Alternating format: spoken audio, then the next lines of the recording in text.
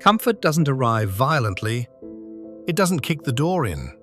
It doesn't announce itself as danger. That's why it works. Comfort feels earned, reasonable, responsible. After effort, it feels like relief. After stress, it feels like balance. After struggle, it feels like maturity. And that's the deception. Comfort doesn't feel like quitting. It feels like choosing peace. Most people don't fall into comfort. They settle into it. Gradually, logically, without resistance. They stop pushing, not because they're incapable, but because pushing feels unnecessary. Comfort tells a convincing story. You've done enough. You deserve rest. There's no urgency. And for a while, that story feels true. Nothing breaks immediately. Nothing collapses. Life continues. That's why comfort is quiet. It doesn't create obvious damage. It creates delay. Delay in effort. Delay in growth. Delay in becoming who you are moving toward. Comfort replaces challenge with routine. Not bad routines, familiar ones. You keep functioning, you keep performing, you keep surviving. But you stop sharpening. Comfort convinces you that maintenance is enough, that holding position is progress, that avoiding discomfort is wisdom. And because nothing is visibly wrong, nothing feels urgent. This is how ambition dulls quietly, not through failure, through satisfaction. You don't feel lost, you feel stable. And stability, unchecked, becomes stagnation. Comfort doesn't destroy goals, it postpones them indefinitely. It teaches you to live just below your edge. That's the addiction, not pleasure, relief. Relief from effort, relief from uncertainty, relief from confronting what more might demand. And once relief becomes the priority, growth becomes optional. Comfort doesn't ask you to stop. It asks you to slow down, then to pause, then to stay. And most people never notice when staying becomes permanent. Comfort doesn't become addictive all at once. It builds through repetition. One choice that feels reasonable, one decision that avoids friction, one moment where ease feels smarter than effort. Nothing dramatic happens. That's the problem. Comfort rewards you immediately, not with pleasure, with relief. Relief from strain, relief from uncertainty, relief from having to confront resistance. And relief is powerful, more powerful than pleasure. Because pleasure asks for excess, relief asks for avoidance. Avoidance feels responsible. It feels mature. It sounds like self-care. Why push today? Why add pressure? Why make this harder than it needs to be? These questions don't sound dangerous. They sound intelligent. That's how the addiction forms, not through indulgence, through justification.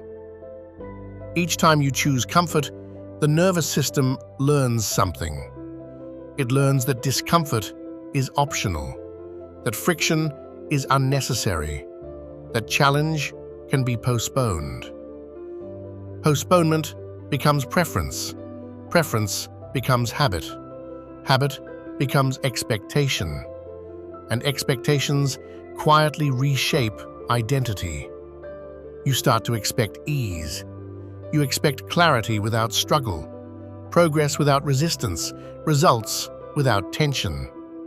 When those expectations aren't met, you don't rise to the challenge. You withdraw from it. This is where comfort turns addictive, not because it feels good, but because discomfort starts to feel wrong. That reversal is critical. Discomfort used to signal growth. Now, it signals threat. You stop asking, "Is this necessary?"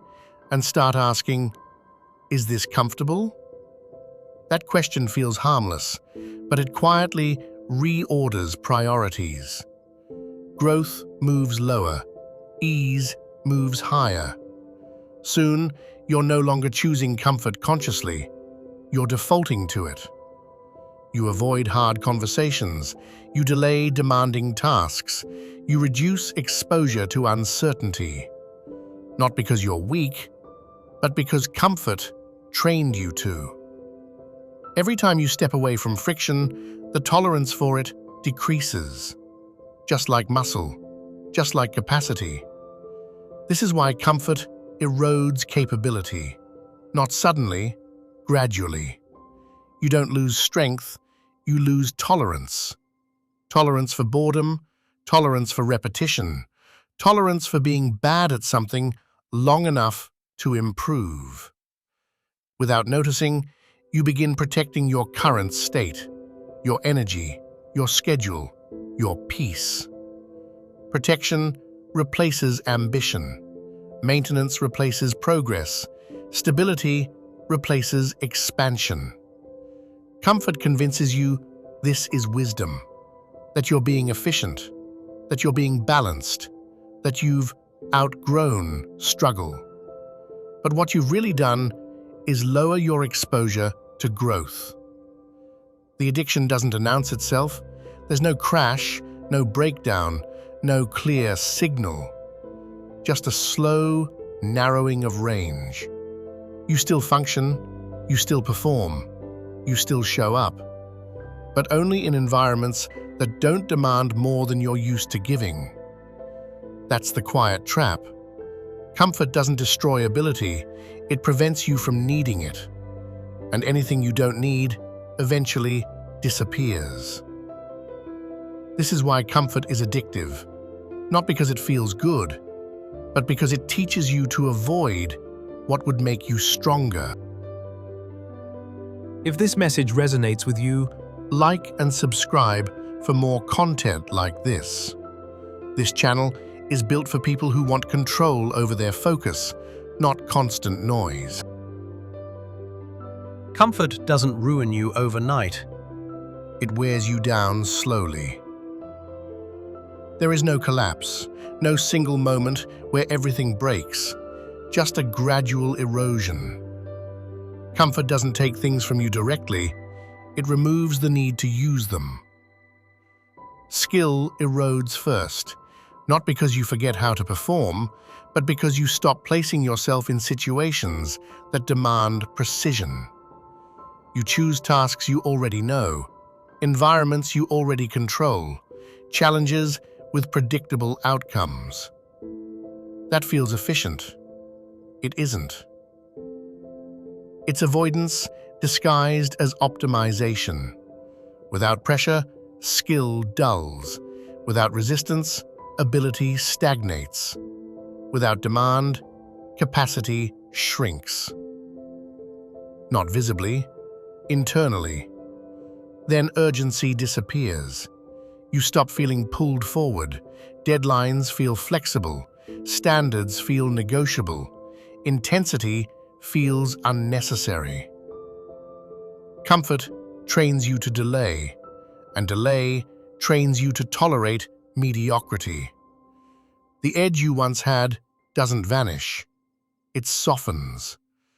You become slower to decide, slower to act, slower to confront. Not because you're incapable, but because comfort rewarded hesitation.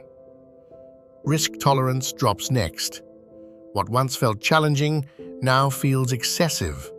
What once felt demanding now feels invasive. You start protecting peace at all costs. Peace becomes fragile. It needs guarding. So, you reduce exposure.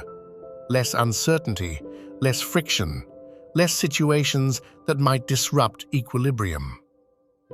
This is the dangerous pivot. You stop building resilience and start managing fragility. Fragility doesn't announce itself as weakness. It announces itself as boundaries. I'm protecting my energy. I'm being selective. I'm prioritizing balance. Sometimes those things are true. Often, they're avoidance wearing better language. Comfort encourages you to shrink your world. Not intentionally, strategically. You optimize life to feel manageable. But manageable is not expansive. Expansion requires exposure. Exposure requires discomfort. Discomfort requires tolerance. And tolerance has been eroded. This is why comfort quietly kills momentum. You still move, but only within a smaller range.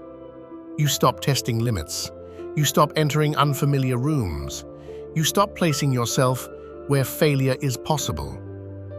And without failure, growth stalls.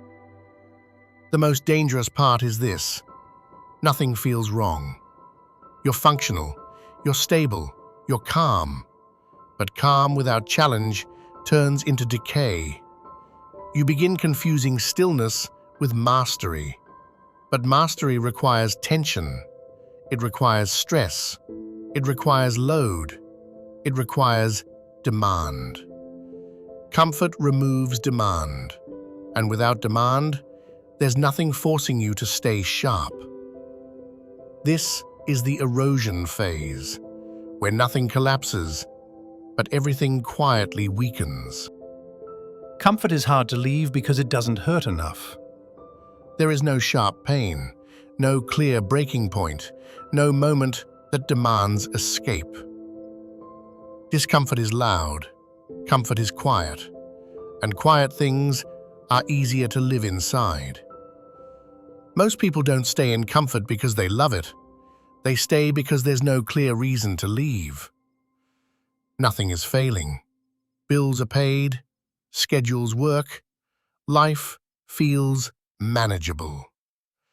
Comfort creates just enough stability to remove urgency.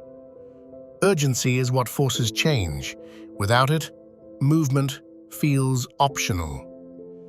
This is why comfort is more dangerous than obvious struggle. Struggle demands response. Comfort invites delay. Delay doesn't feel like a decision, it feels like patience. But patience without direction becomes stagnation. Comfort also rewires expectations. You begin expecting life to feel smooth. When friction appears, it feels like something went wrong. So instead of adapting, you retreat. You remove the friction. You lower the standard. You redesign life to stay easy. This is where people get trapped, not by laziness, by logic. They build arguments for staying still. I'm being realistic. I'm protecting my peace. I don't need to prove anything. Sometimes those statements are healthy, but comfort blurs the line between self-respect and self-avoidance.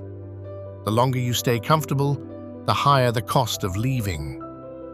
Because leaving comfort requires discomfort, and discomfort now feels foreign, even threatening.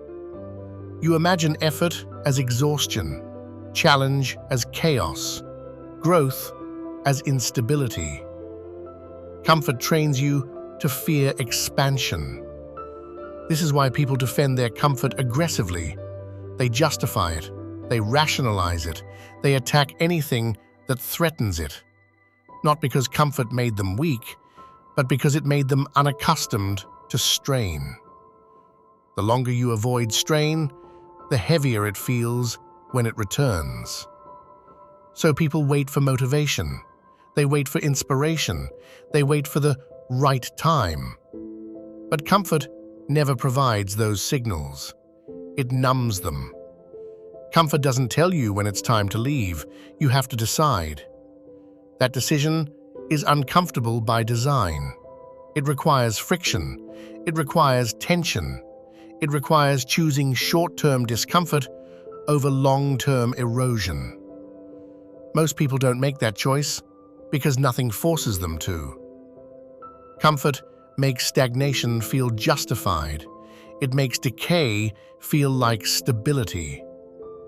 This is why comfort is hard to escape, not because it traps you, but because it convinces you there's no reason to run. Comfort doesn't loosen its grip on its own. You have to interrupt it. Not dramatically, not all at once, but deliberately. Leaving comfort doesn't start with intensity, it starts with honesty. Honesty about where you've been avoiding friction, about where ease replaced effort, about where you chose relief instead of growth. The exit from comfort isn't motivation, it's standards. Standards don't ask how you feel, they ask what you do consistently. Comfort survives when standards are flexible. It weakens when standards are enforced. This is why the solution isn't punishment, or self-hate, or dramatic reinvention. It's voluntary discomfort. Choosing difficulty on purpose. Reintroducing strain into places where comfort removed it. That might look small at first. Waking earlier, staying longer, having the conversation you've been avoiding, returning to something that demands effort again. Comfort will argue against this. It will sound reasonable. You don't need this. You've earned rest. There's no urgency. Those voices aren't evil. They're protective. But protection isn't growth. Growth requires exposure. Exposure requires tolerance. Tolerance requires practice. You don't rebuild tolerance overnight. You rebuild it through repetition. By doing hard things before you feel ready. By choosing effort before comfort gives permission. This is where identity shifts. You stop seeing yourself as someone who needs ideal conditions. You become someone who functions under strain. That shift restores capability. Momentum returns. Urgency sharpens. The edge comes back. Not because life got harder, but because you stopped avoiding difficulty. Comfort loses power when it's no longer the default, when discomfort becomes familiar again, when effort stops feeling threatening. This is the quiet victory most people never experience. They wait for pain to force change. You don't have to. You can choose strain before stagnation chooses you. If this made you uncomfortable, good. That means you still feel the edge. Like the video. Subscribe if you're done numbing yourself with comfort and ready to rebuild strength deliberately. Comfort will always be available. Discipline won't. Choose accordingly.